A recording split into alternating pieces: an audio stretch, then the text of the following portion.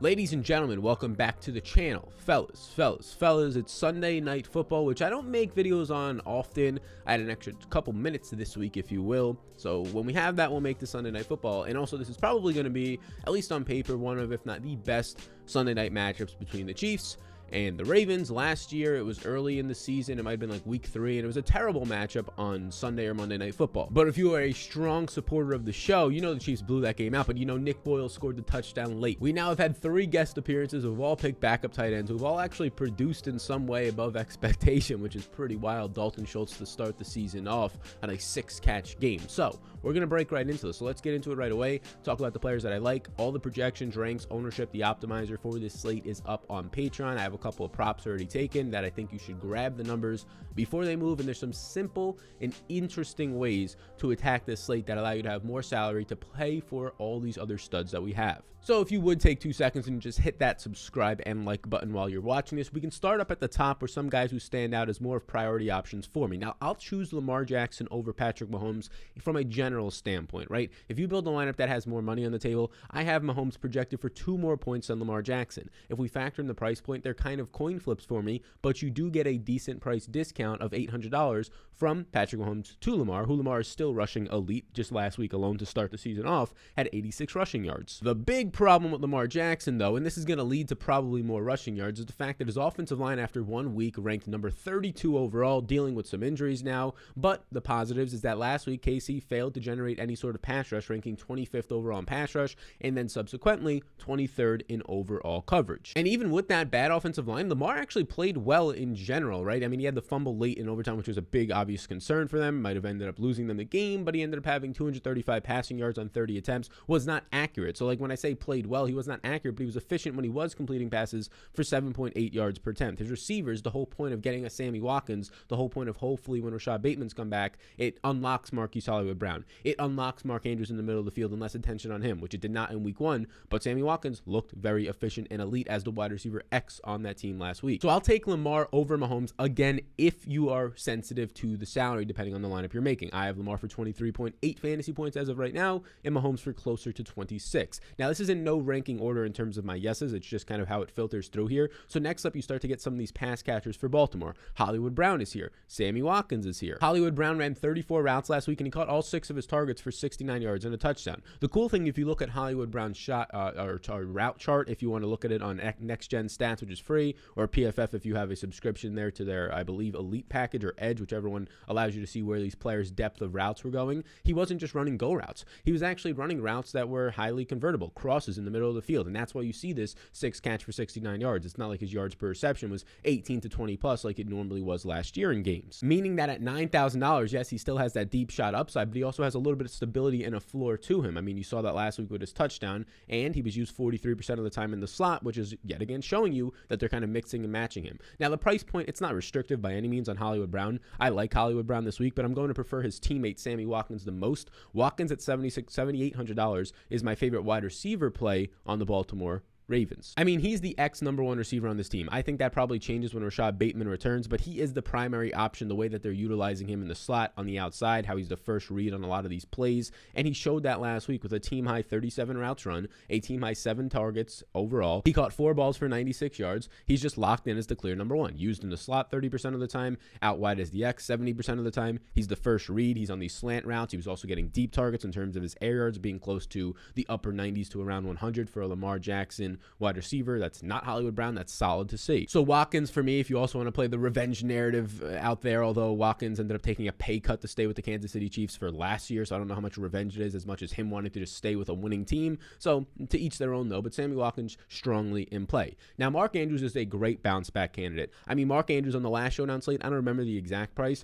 but I want to say it was like $1,800 more than this. It was $8,000 or $9,000, and now he sinks all the way to $6,200 because of his very poor week 1 performance. But although he had a poor week 1 performance, he still ran like basically the most routes of his career. He ran 37 routes in that game. That is insane usage, tied with Sammy Watkins for the most on this team. He'll have a positive 10% matchup according to Pro Football Focus against Anthony Hitchens this week. And he was used as a straight up wide receiver 66% of the time last week, 50% slot and 16% out wide. The usage for Mark Andrews could not have been any better. The problem was he only saw 4 targets. He only caught 3 balls for 20 yards. But now you're getting like a $2,000 price discount on Mark Andrews, who's going to go out there and run 35 routes, who if he sees 5 to 6 targets is definitely going to smash this price point, and obviously he has 1 to 2 touchdown upside. The best pass catcher, right? Best favorite wide receiver is Watkins from Baltimore, but best pass catcher for me is going to be Mark Andrews because of how damn cheap he is, and the opportunities are still there. And now we'll slide over to some of these Kansas City Chiefs, which are going to obviously have some of the highest ceilings on them, and that's why Tyreek is 10,600 and Kelsey is 10,400. I mean, these are the guys who show out on primetime games. You think about primetime performance. I mean, it's these guys who show out under the lights, whether it's Terry McLaurin, whether it's Gronk to open the season off, right? These guys who love playing under the lights, know they're on national TV. Not only are they trying to produce for their team, but when they produce on primetime and that many more eyeballs are on them, they're building their brand even more. They're helping out their other businesses. They're helping out their personal social media accounts in terms of followers, but also advertisers down the line. It's a big business plan for them. Now, a lot of people don't think like that. They just think in one dimensions, like this is a football game, they're going to play well. No, there is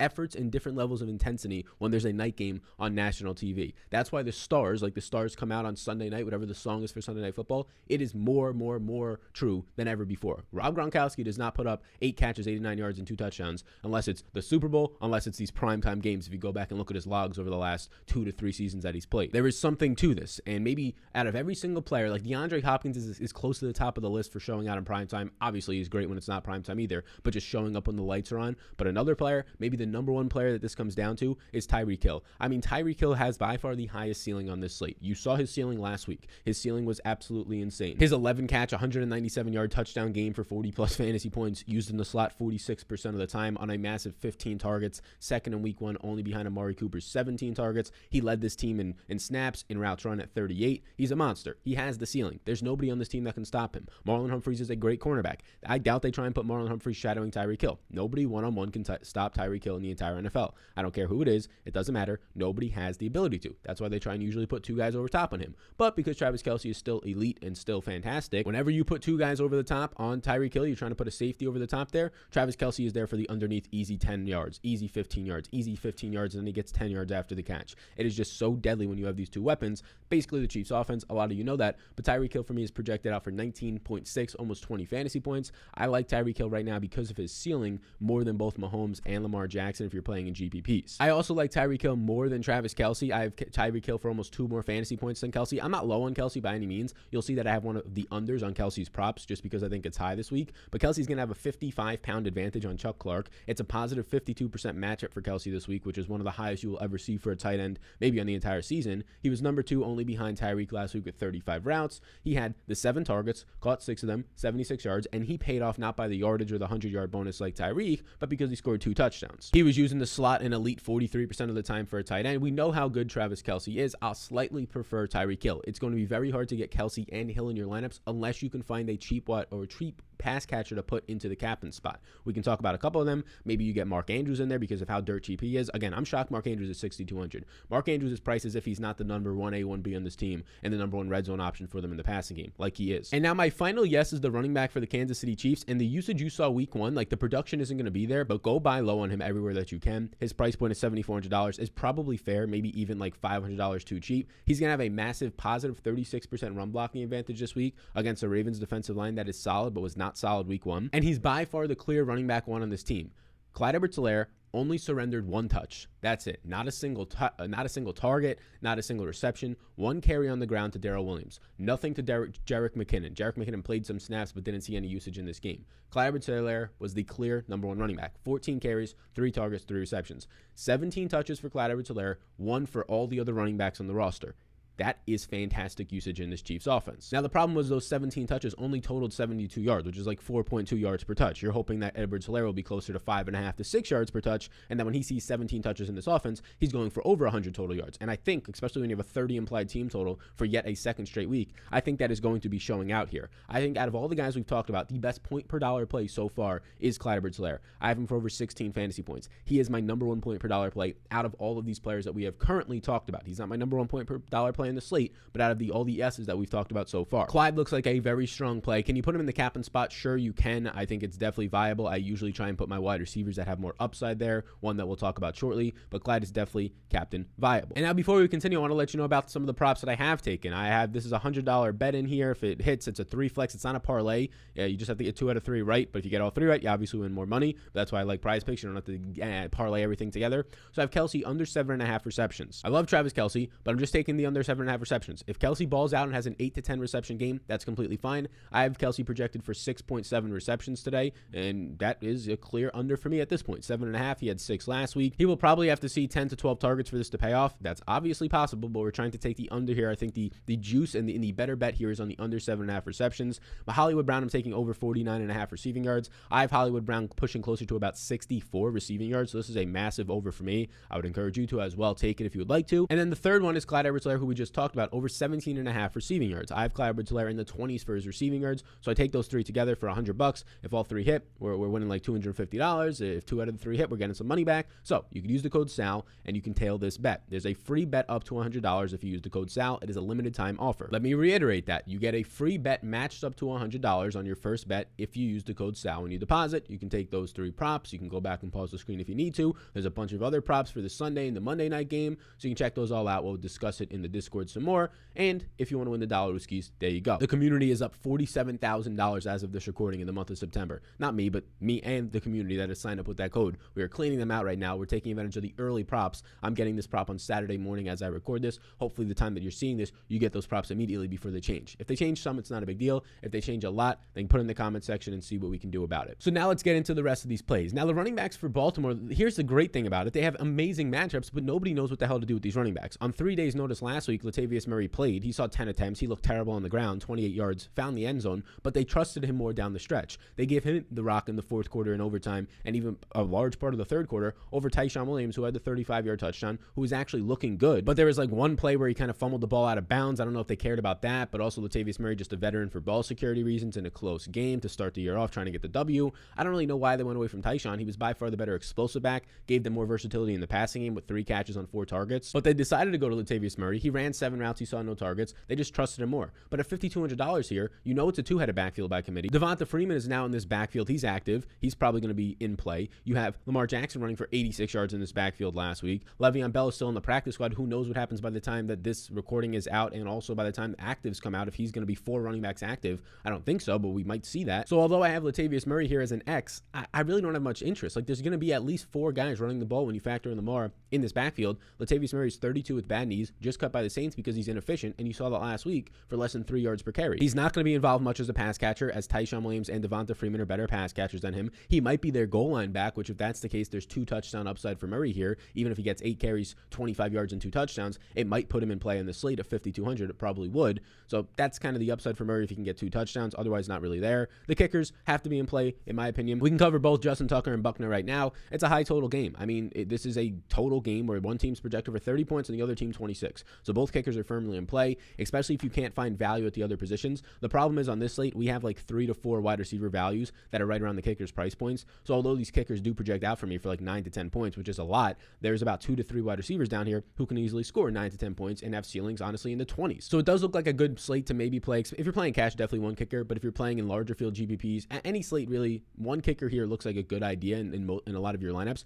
I don't want to play both kickers in them, and if you want to play 0 kickers, that's completely fine. It just kind of depends on how much value you need to complete the rest of your lineup. Ravens defense, both defenses will be in play. High total games, believe it or not, although a lot of points will be scored. It leads to more passing attempts, more plays run in general, which means more opportunities for chaos, sack fumbles, pick sixes, fumble returns, kickoff returns, whatever it might be. It just leads for more of those opportunities. And now we start to get to some of these value, sandwiched in there's Patrick Mahomes, but some of these value wide receivers that I think can have some upside for us. At just $2,200, you get the Ravens wide receiver 3 from last week in Devin Duvernay, who ran 22 routes, which is pretty solid. He only saw 2 targets, though. He played in the slot just 39% of the time. I was expecting to see a lot more slot usage out of Devin Duvernay, who played there majority of the time last year, and he played a lot on the outside in this past week, playing 56% outside, which is not his cup of tea. He's not going to win on the outside all that often. We saw more Hollywood Brown in the slot last week. We saw some Sammy Watkins there, and obviously Mark Andrews. So that's the concern for Duvernay, but the price point is already baking that in. I have Duvernay right now projected for about 4.6 to 5 fantasy points. It looks decent. It definitely puts him in play. Mahomes is on here as my highest projected player. I have him for 2 more points than Lamar Jackson. Outside of Lamar Jackson, I then have Mahomes for over 6 more points than anybody else on the slate. He's clearly fantastic, but he's almost $13,000. He has the number 17 pass blocking offensive line versus number 15 pass rush, so he should have more than enough time here. He obviously balled out with 4 total touchdowns and elite 9.4 yards per attempt last week. If you can get to Mahomes, great. If you can get to Mahomes over Lamar Jackson, I would probably do that, but here's also something to keep in mind. Even if you have that extra $800 to do it, going down to Lamar Jackson, leaving $800 on the table, makes you more unique in showdowns. So in general, it's really hard for me to get to Mahomes this week because, one, his price is restrictive, but But two, if you get to Mahomes, you're probably leaving like less than $500 on the table and have a very chalky lineup like other people, whereas going down to Lamar Jackson makes you a lot more unique and doesn't really give away much more of that upside. So that's sort of my stance on Mahomes. Love him. If I can make it work out, that's fine, but I see a lot of ways where it's difficult just game theory wise to get to him. And then some of these final receivers. Mecole Hardman looks like the Darius Slayton play, and he's cheaper than Darius Slayton play. On Thursday night, we had Darius Slayton. He was my main captain. Obviously, he scores the one touchdown. If he scores that second touchdown, I'm sitting here with a couple more G-Wagons to my name and my will, you know what I'm saying? But Mecole Hardman now is cheaper at $4,600. Mecole Hardman played 45 snaps for this offense last week. He laid an egg, but you're getting him at the cheap. Mecole Hardman in the captain spot is sort of like the cheat code captain this week because of the fact that he ran 34 routes last week. Now, it only led to 3 targets, 3 catches for 19 yards, but he saw 55% slot usage. He was on the field a ton. If he's on the field a ton for a big home run hitting play on a showdown slate, you take that risk. If Mecole Hardman goes out there and runs another 34 routes, especially in a solid matchup where I don't think you'll see that much Marlon Humphrey, 34 routes, if he sees 5 targets, catches 4 of them for 60 yards and a touchdown, that might be enough for you. That's 16 fantasy points in your captain spot at this price point, allows you to then play Tyreek and play one of the quarterbacks and play a Kelsey all combined in there. That might be enough for you. And let's not joke around and think that Mecole Hardman doesn't have massive upside, like the 5 catch, 90-yard, 2 touchdown upside because of what he can do and where he's used on these end arounds, on these screens, on these little bubble pitches. I have Hardman for around 10.8 fantasy points. I think that Hardman's over receiving yards. Now, it wasn't one of the ones I showed on PrizePicks, but that would be the 4th favorite prop for me on the day if I had to pick one. On the opposite side of that, you have like this other number, wide receiver 2, 3. The over 1.5 receptions on DeMarcus Robinson also looks pretty solid. He played the second most snaps at the wide receiver position behind Tyreek at 48. He ran 28 routes. It led to just 2 targets, though, for a catch for 9 yards. Saw some slot usage. Clearly, I'm choosing right here Mecole Hardman over Robinson. Hardman has much more upside. He's used in more interesting ways. Robinson might have a better red zone role, especially in 2 wide receiver sets, but I'm going to be going either way. Kelsey is going to be used there more, and Tyreek in the red zone. I want the big play upside of Mecole Hardman for just $600 more, and that's kind of it. Like, you have Darrell Williams here. He's $2,600. The only reason I'm keeping him in play is if something changes with his role, but he only played 14 snaps week 1. He saw 1 attempt. He saw no targets on 9 routes run. Now, can that change? Can he see 2 attempts now? Can he see 3 receptions in this game at $2,600 and just outproduce the other cheap option that's viable here in Devin Duvernay? Yeah, I think so. But that's it after that for me. I don't have any interest in Tyshawn Williams at $6,800. He's going to be splitting the backfield with 2 other running backs, with Devonta Freeman now on the active roster and Lamar Jackson, and he's priced up, and they just showed last week that they don't trust him. It's so sad because the Chiefs ranked 32nd in run defense and 31st in tackling last week against the Cleveland Browns. But due to the price point and due to just what the situation is in this backfield, it's hard to trust. Le'Veon Bell, I don't even know if he'll be active. Devonta Freeman is only $400, so keep an eye on that. I have Devonta Freeman projected for 2.2 points. I think he will be used if active. He might see 4 to 5 touches. He might see 1 or 2 receptions. At $400, it's not the worst, but you probably need a touchdown for it to pay off. So there you go. There's your Sunday night football breakdown. Again, I don't always do these, but we had a little extra time. I'm dealing with a really bad sore throat, so hopefully by the time Sunday's live stream comes around, we can not lose my voice throughout that whole thing. So thank you for tuning in today. Hey, before you go, subscribe to this YouTube channel if you enjoyed this. If you made it all the way through and you're not subscribed, double check, make sure you are subscribed. What are you doing? Give yourself a schmack in the face. I just gave you all the schmacks and all the information for free to how to dominate this slate tonight. If you want even more and see everything specifically to get the whole view of the game theory tonight on ownership, on what a lineup optimizer looks like, everybody's projections, their value rankings, their GPP and cash rankings, check out Patreon. That's just a little snippet of everything you get. Come join the community, 750 strong. We have a Discord as well. Lots of stuff going on in there every single week for the NFL. Also have tools for MLB, MMA, PGA. Check it all out. Link down below. And support the sponsor, PrizePicks, by taking some of those props. It's a free bet up to $100. A free bet. You get a free bet credited back to you if you end up losing it. Either way, you're getting that free bet. If you win it, you still have another free bet no matter what. So it's basically a risk-free bet. Check it out down below. Use that code SAL. Take some of those props. Let's win the Dollarooskies together. Let's get in, doing a little bit of a shmoney dance, letting our shoulders lean. How you like this shirt? There's some stripes on it. It's feeling good. We're feeling great. Hopefully you had a lovely Sunday. Let's close it out with a big win tonight. And then double tap that shit tomorrow with the Monday Night Football Showdown. Be sure to subscribe so you know notification bell when that one's dropping. I'll see you all in the next one. I need to go take some throat lozenges and take some cough drops, right? Get that motherfucking Ricola in my system and heal up. Peace out, gang.